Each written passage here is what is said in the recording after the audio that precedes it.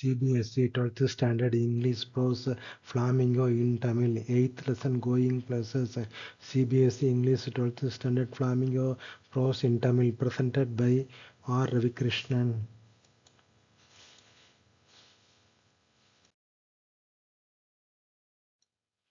செல்லும் இடங்கள் going places ஆசிரியரை பற்றி ஏஆர் பார்டன் ஜூரிச்சில் வசித்து ஆங்கிலத்தில் எழுதும் நவீன எழுத்தாளர் ஆவார்.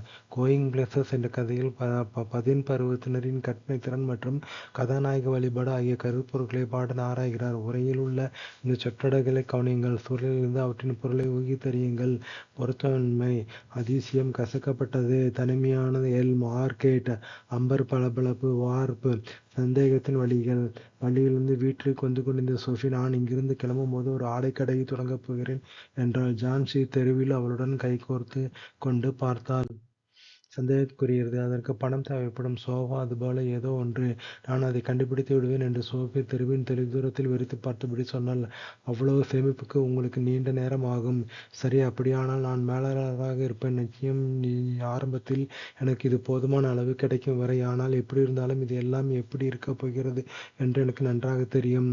அவர்கள் உங்களை எடுப்பிலே மேலாளர்களாக ஆக்க மாட்டார்கள். சும்மா இருங்கள். நான் மேரி குவாண்டை போல இருப்பேன் என்றாள் சோபி. நான் இயல்பாகவே திறமைசாலியாக இருப்பேன். அவர்கள் அதை ஆரம்பத்திலிருந்தே பார்ப்பார்கள். இந்த நகரம் இதுவரை கண்டிராத மிக அற்புதமான ஒரு கடையை நான் வைத்திருப்பேன். தங்கள் இருவரும் பிஸ்கட் தொழிற்சாலையை ஒதுக்கப்பட்டுவிட்டதை அறிந்து ஜான்சி மனசோர்வடைந்தாள்.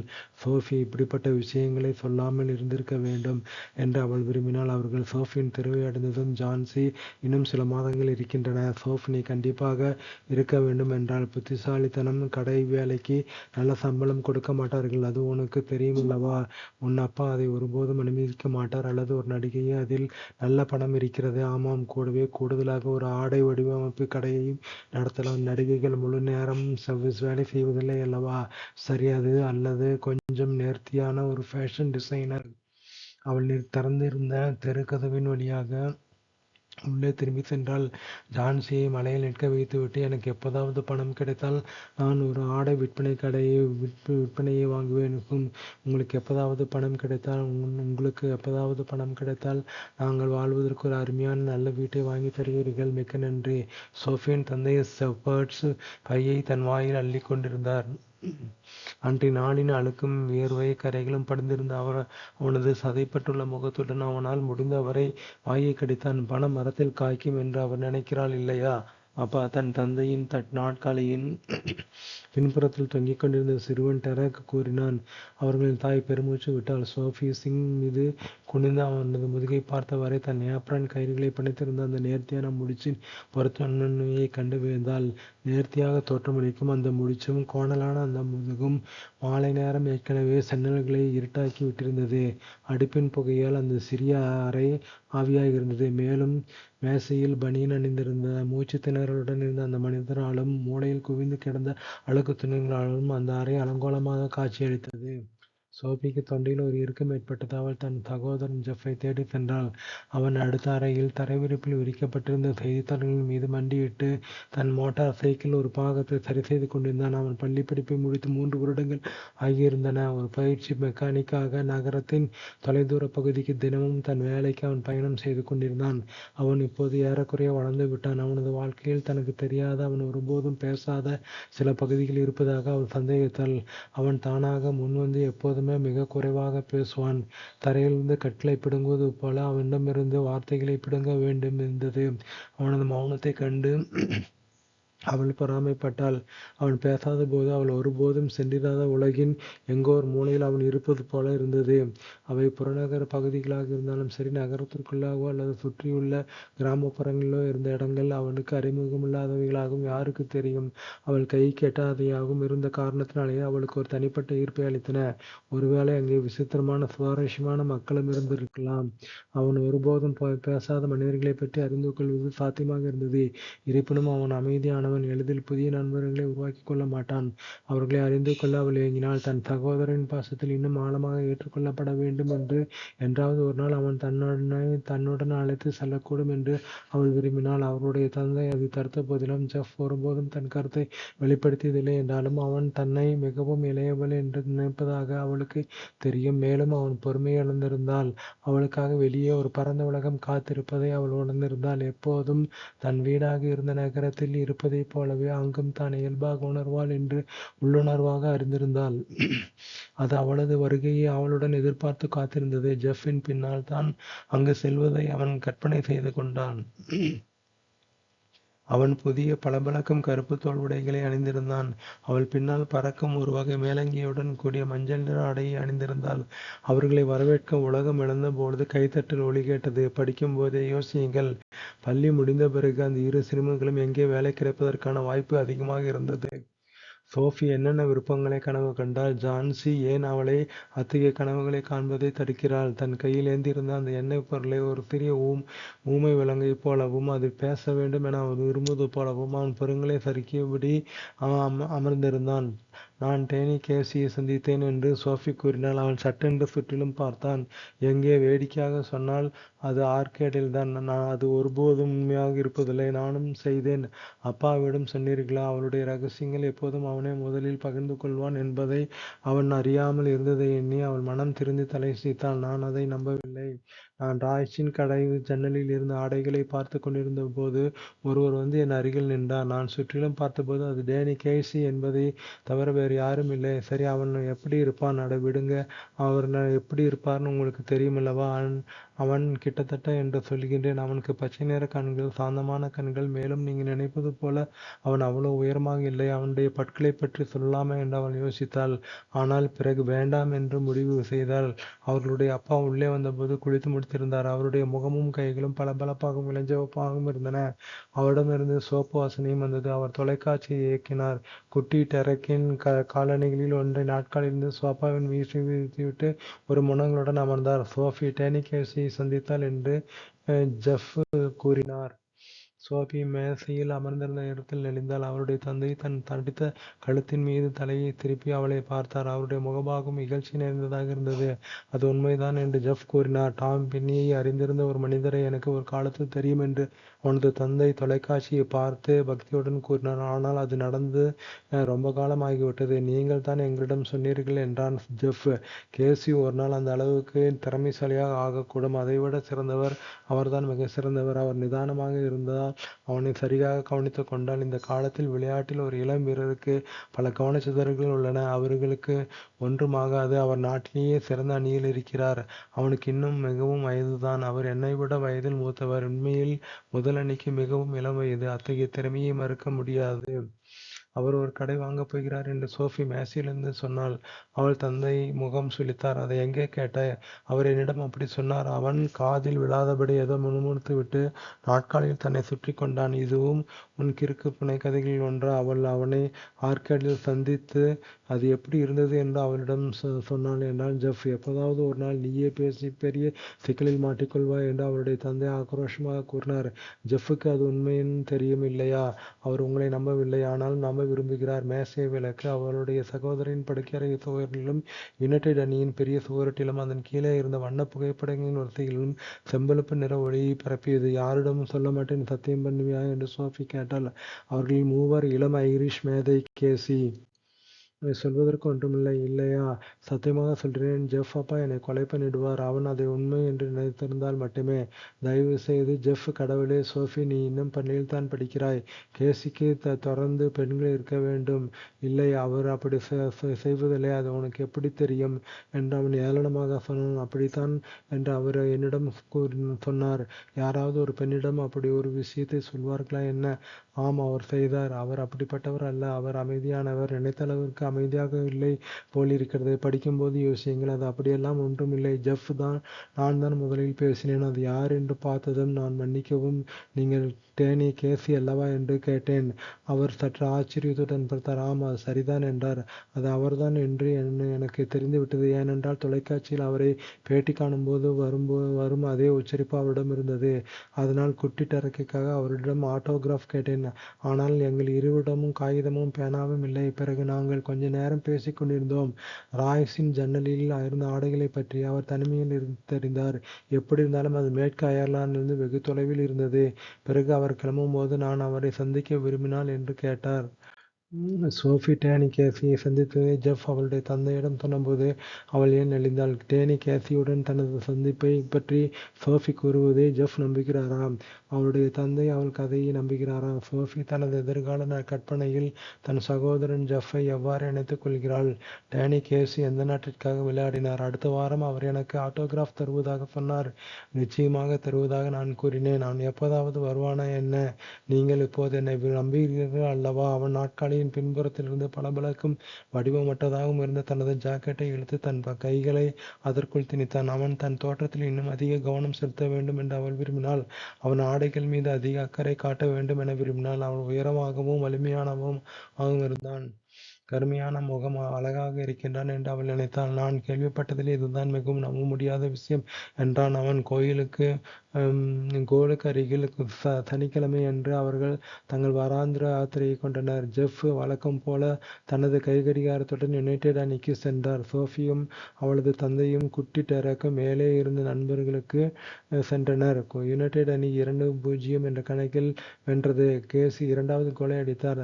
அது அப்பாவித்தனமான ஐரிஷ் மேதையும் கலந்த ஒரு கோலாக இருந்தது. பெனால்டி ஏரியாவின் விளிம்பில் இருந்த 2 பெரிய தடுப்பாட்டக்காரர்களை சுற்றி சென்று பந்தை அனுப்புமாறு அவரது தந்தை கத்திக்கொண்டிருக்க தயங்கிய கோல் கீப்பரை 1 டஜன் கஜ தூரத்தில் வீழ்த்தி அவர் கோலை அடித்தார்.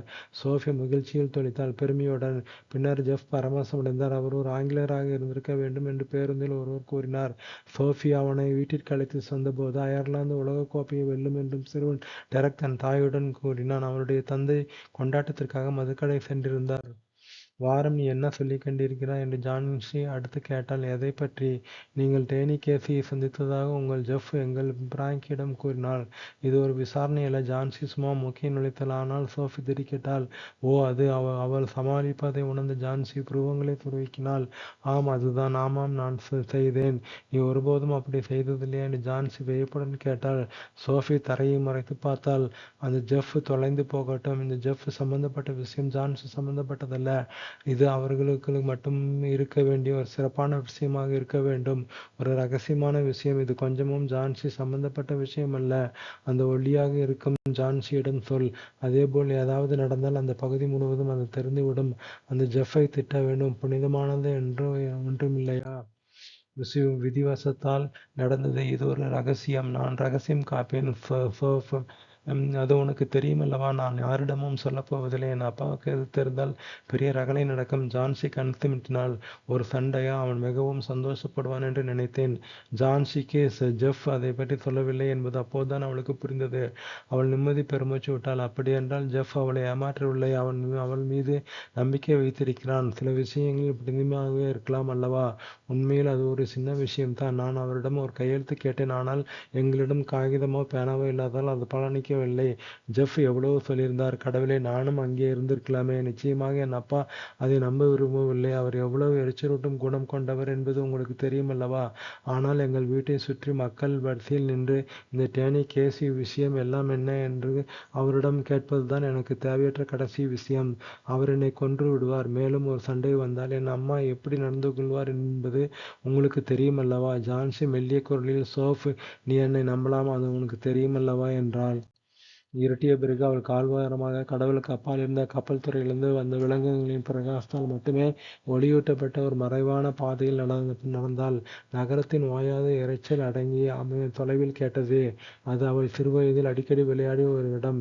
தனித்திருந்த ஒரு எல்ம் மரத்தின் அடியில் ஒரு மர இருக்கை இருந்தது. அங்கே காதலர்கள் சில சமயங்களில் வருவார்கள். அவர்கள் காத்திருப்பதற்காக அதில் அமர்ந்தாள். இது போன்ற ஒரு சந்தர்ப்பத்திற்கு அதாவது பிறர் பார்க்க விரும்பாதவர்களுக்கு இதுவே சரியான இடம் என்று அவள் எப்போதும் நினைத்திருந்தாள். இருந்தால் அவன் இதை ஏற்றுக்கொள்வான் என்று அவளுக்கு தெரியும். சிறிது நேரம் காத்திருந்த போது அவன் வருவதை அவள் கற்பனை செய்து கொண்டாள். அவன் நிழலிலிருந்து வெளியே வருவதைக் கண்ட அவள் கால்வாயோரமாக பார்த்தவாறு அதன் விளைவாக தனக்கு ஏற்படப் போகும் பரவசத்தையும் கற்பனையும் செய்து கொண்டாள். சிறிது காலம் கடந்த பின்னர்தான் அவர் வராமல் போய்விடுவானே என்ற எண்ணத்தையும் அவள் இதற்கு எதிராக சீர்தூக்கி பார்க்கத் தொடங்கினாள். இங்கே நான் அமர்ந்திருக்கிறேன் என்று அவன் தனக்குத்தானே சொல்லிக் கொண்டாள். டேனி வந்துவிடுவான் என்று ஏங்கிக் கொண்டும் அவன் வந்துவிடுவான் என்று ஏங்கிக் கொண்டும் நேரம் கடந்து செல்வதை உணர்ந்து கொண்டும் எனக்குள் சந்தேகத்தின் வேதனைகள் கிளந்தெழுவதை உணர்கிறேன். நான் அவனுக்காக காத்திருக்கின்றேன். ஆனால் இன்னும் அவனை காணவில்லை. அவன் ஒருபோதும் வரமாட்டான் என்று ஜெஃப் சொன்னதும் நான் அவர்களிடம் சொன்னபோது அவர்கள் யாரும் என்னை நம்பவில்லை என்பது எனக்கு நினைவிருக்கிறது. அவன் வராவிட்டால் நான் என்ன செய்வேன்? இப்போது அவர்களிடம் என்ன சொல்வது என்று யோசிக்கின்றேன். ஆனால் அது எப்படி இருந்தது என்று எங்களுக்கு தெரியும். அதுதான் முக்கிய விஷயம். மக்கள் நம்ப தேர்வு செய்கிறார்கள் என்பதை வைத்து எனக்கும் டேனிக்கும் எப்படி உதவ முடியும்? ஆனாலும் என்னால் ஒருபோதும் காட்டிக்கொள்ள முடியாது என்ற இந்த எண்ணம் என்னை விரக்தி அடைய செய்கிறது. என்னை சந்தேகிப்பது தவறு. அவள் தனக்குள் நிகழும் மாற்றங்களை இவ்வாறு அளவிட்டவாறே காத்திருந்தாள். பதவி விலகல் என்பது திடீரென்று நிகழ்ந்த ஒன்றல்ல. நான் இப்போது சோகமாகிவிட்டேன் என்று அவள் நினைத்தாள். மேலும் இது கடினமானது. சுமக்க வேண்டிய சுமை, இந்த துயரம். அவன் வரமாட்டான் என்று தெரிந்தும் இங்கே காத்து கொண்டிருக்கும் எதிர்காலத்தையும் இந்த சுமையுடன் நான் எப்படி வாழ வேண்டியிருக்கும் என்பதையும் என்னால் பார்க்க முடிகிறது. அவர்கள் எப்போதும் என்னை சந்தேகித்தது போலவே நிச்சயம் என்னை சந்தேகிப்பார்கள். ஆனால் அது எப்படி இருந்தது என்பதை நினைவு கூர்ந்துதான் நான் தலை நிமிர்ந்து நிற்க வேண்டும். நான் மெதுவாக வீட்டிற்கு செல்வதையும் நான் அவனிடம் சொல்லும் ஜெஃப்பின் ஏமாற்றமான முகத்தையும் இப்போது கற்பனை செய்கின்றேன். அந்த டேனி வரவில்லை. பிறகு அவன் கோபமாக வெளியேறி கதவை ஓங்கி சாத்துவான். ஆனால் அது எப்படி இருந்தது என்று நமக்கு தெரியும் என்று எனக்கு நானே சொல்லிக் கொண்டேன். டேனிக்கும் எனக்கும் இந்த துயரம் ஒரு கடினமான விஷயம். அது அவள் சிதிலமடைந்த படிக்கட்டுகளில் ஏறி தெருவுக்கு சென்றாள். மதுக்கடைக்கு வெளியே சுவரில் சாய்ந்து வைக்கப்பட்டிருந்த தன் தந்தையின் மிதிவண்டியை கடந்து சென்றபோது அவள் மகிழ்ச்சி அடைந்தாள். அவள் வீடு திரும்பும் போது அவர் அங்கே இருக்க மாட்டார். மன்னிக்கவும், நீங்கள் டேனி கேசி அல்லவா? ஆர்கட் வழியாக வரும்போது ராய்ஸின் கடைக்கு வெளியே அவன் நிற்பது அவளுக்கு மீண்டும் நினைவுக்கு வந்தது. அவன் முகம் லேசாக சிவக்க திரும்பி, ஆம், சரிதான் என்றான். நான் ஒவ்வொரு வாரமும் என் அப்பா மற்றும் சகோதரருடன் உங்களுடைய நிகழ்ச்சியை பார்ப்பேன். நீங்கள் சிறந்தவர் என்று நாங்கள் நினைக்கின்றோம். ஓ, இது மிகவும் நன்றாக இருக்கிறது. ஒரு ஆட்டோகிராஃப் போட்டு தருவீர்களா? உன்னுடைய கண்களுக்கு நேராக இருக்கின்றன. அவனுடைய மூக்கில் மச்சங்கள் உள்ளன. சற்றே மேல் நோக்கி வளைந்திருந்தது. அவன் புன்னகைக்கும் போதும் இடையே உள்ள பற்களை வெளிக்காட்டி வெட்கத்துடன் புன்னகைக்கின்றான். அவனுடைய கண்கள் பச்சை நிறத்தில் இருக்கின்றன. அவன் உன்னை நேராக பார்க்கும் பொழுது கலைமானுடையது. நீ பார்வையை திருப்பிக் கொள்கின்றாய். அவனது கண்கள் உன்னை சிறிது நேரம் மேய்ந்து பார்க்க அனுமதிக்கிறாய். பிறகு நீ திரும்பி பார்க்கும்போது அவை சற்றே மூச்சு திணறலுடன் கிட்டத்தட்ட பயத்துடன் இருப்பதை காண்கின்றாய். ஒரு கலைமானைப் போல. மேலும் அவர் என்னிடம் பேனா இருப்பதாக தெரியவில்லை என்கிறார். நீங்களும் அதை செய்யவில்லை என்பதை உணர்கிறீர்கள்.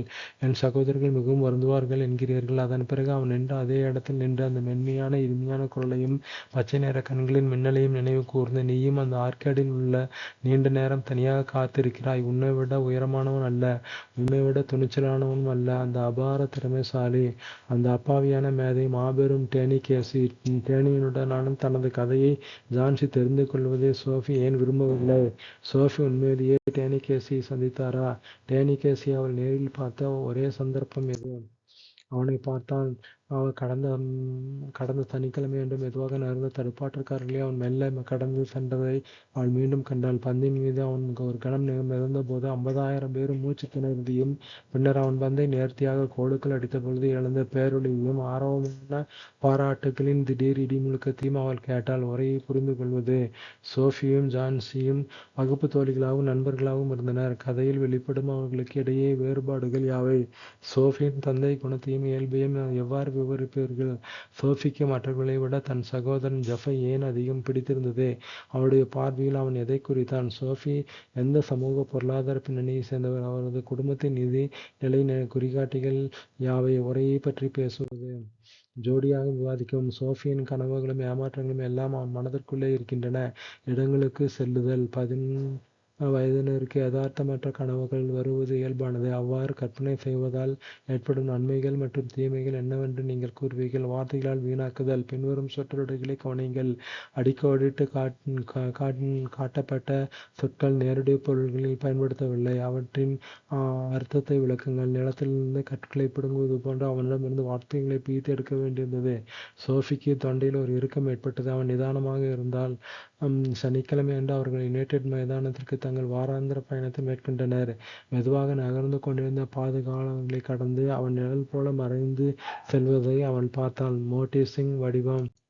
பின்வரும் வாக்கியங்களில் அடிக்கோடிட்ட சொற்களை கவனியுங்கள். நான் இங்கிருந்து கிளப்பும்போது எனக்கு ஆடைக்கடை இருக்கப் போகிறது என்று பள்ளியிலிருந்து வீட்டிற்கு வந்து கொண்டிருந்த போது சோஃபி சொன்னாள். தெருவில் அவளுடன் கைகோர்த்து சென்ற ஜான்சி சந்தேகத்துடன் பார்த்தாள். நான் அதை கண்டுபிடிப்பேன் என்று சோஃபி தெருவின் மறுமுனையை வெறுத்து பார்த்தபடி சொன்னாள். அவர்கள் இருவரும் பிஸ்கட் தொழிற்சாலைக்கு தேர்ந்தெடுக்கப்பட்டிருப்பதை அறிந்த ஜான்சி மனச்சோர்வடைந்தாள். அவள் திறந்திருந்த தெருக்கதவின் வழியாக உள்ளே திரும்பி சென்றாள். ஜான்சியை மலையில் நிற்க வைத்துவிட்டு, ஒரு வினைச்சொல்லுடன் இங்கு சேர்க்கும் பொழுது நமக்கு நிகழ்கால பெயரெச்ச வடிவம் கிடைக்கிறது. நிகழ்கால பெயரெச்ச வடிவமானது பொதுவாக பியின் வடிவங்களாக ஈசு, வாசு, ஆறு, வேறு, ஏம் உடன் சேர்ந்து நிகழ்கால தொடர் காலத்தை குறிக்க பயன்படுகிறது. எடுத்துக்காட்டாக, சோஃபி பள்ளியிலிருந்து வீட்டுக்கு வந்து கொண்டிருந்தால் ஒரு செயல் மற்றொரு செயலுடன் ஒரே நேரத்தில் நிகழ்கிறது என்பதை குறிக்கும் போது துணை வினைச்சொல் இல்லாமல் நிகழ்கால பெயரெச்சம் நாம் தனியாக பயன்படுத்தலாம். எடுத்துக்காட்டு, சோஃபி ஏதோ சொன்னாள்.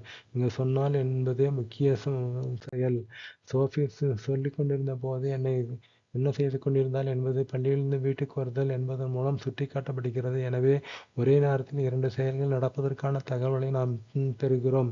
நாம் அந்த தகவலை இரண்டு வாக்கியங்களுக்கு பதிலாக ஒரே வாக்கியத்தில் தெரிவிக்கின்றோம். மற்ற எடுத்துக்காட்டுகளையும் இதே முறையில் பகுப்பாய்வு செய்யுங்கள். கதையிலிருந்து நிகழ்கால பெயரெச்சங்கள் இதே பொருளில் பயன்படுத்தப்பட்டுள்ள வேறு 5 வாக்கியங்களை தேர்ந்தெடுங்கள்.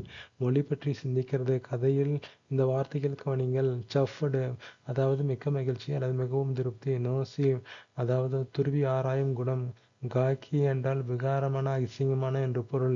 இவை பேச்சு வழக்கில் முறைசாரா முறையில் பயன்படுத்தப்படும் சொற்கள். இதே போன்று வேறு 10 வார்த்தைகள் பட்டியலிடுங்கள். எழுதுதல். நீங்கள் முன்மாதிரி கொள்ள விரும்பும் ஒருவரை பற்றி சிந்தித்து பாருங்கள். ஒரு தொலைக்காட்சி நிகழ்ச்சியில் அந்த நபரை நேர்காணல் செய்யும்படி உங்களிடம் கேட்கப்பட்டால் விவாதிக்கப்பட வேண்டிய முக்கிய அம்சங்களை அல்லது கேட்கப்பட வேண்டிய கேள்விகளையே குறித்துக் கொள்ளுங்கள். செய்ய வேண்டியவை: கதாநாயகனாக வழிபாடு மற்றும் திரைப்படம் அல்லது விளையாட்டு ஜாம்பவான்களை பற்றிய கற்பனைகள் போன்ற கருப்பொருள்கள் இடம்பெறும் மற்ற கதைகள் அல்லது திரைப்படங்களை தேடி பாருங்கள். அழகு பற்றி தீம். 11 பருவத்தினின் கதாநாயக வழிபாடு மற்றும் கற்பனை செய்தல். துணை தீம்: உறவுகள், குடும்பம், நண்பர்கள். புரிதல், அனுமான புரிதல், உரையை பற்றி பேசுதல். பள்ளி படிப்பை முடிப்பவர்களின் வாழ்க்கைக்கு உடனடியாக தொடர்புடைய ஒரு பொருள் குளிர்ந்த கலந்துரையாடல்.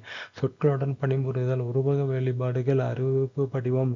செயல்கள் ஒரே நேரத்தில் நிகழ்வதை குறிக்க நிகழ்கால பெயரெச்சங்களின் பயன்பாட்டில் கவனம் செலுத்துங்கள். மொழியை பற்றி சிந்திப்பது. பேச்சு வழக்கு தொடர்கள். 10 பருவத்தினரின் கொச்சை வார்த்தைகள். செய்ய வேண்டியவை: விரிவாக்க செயல்பாடு மற்றும் கதைகள் அல்லது திரைப்படங்களுடன் தொடர்பு படுத்துதல் எந்த மொழியிலும். Thank you very much.